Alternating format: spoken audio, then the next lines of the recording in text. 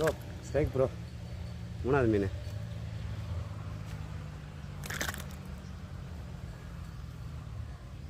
அவாஸ் பிராகில் மாறிச்சு. 8 gram size. இது 2வது மீன் பிராகில் மாறிச்சு. மொத்தம் இன்றைக்கி 3 விரால் பிடிச்சிக்கிறோம் ப்ரோ. ஓகே ப்ரோ, லைக் பண்ணுங்கள், கமெண்ட் பண்ணுங்கள், சப்ஸ்கிரைப் பண்ணுங்கள் ப்ரோ.